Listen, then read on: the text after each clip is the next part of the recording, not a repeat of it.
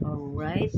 Okay, so na busy no, pero ayan, so bago naman ako magpaka-busy today, iwan mo na ako ng konting advice. So, kung gusto mo talaga na magkaroon ka ng organic na mga follower, no?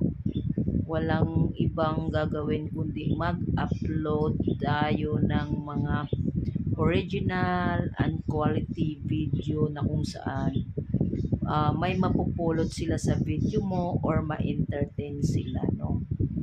So, ako, ginagawa ko lang tong libangan.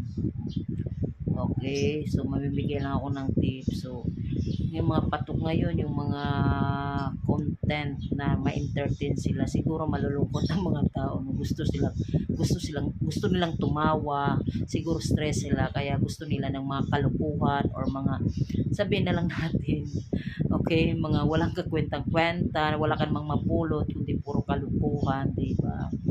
Eh, yun ang gusto nila, gustong ma-entertain. Stress kaya ang mga tao siguro, no? Ayan, yun lang muna. Bye-bye. Don't forget to follow, like, and comment in my channel for more tips. Bye-bye.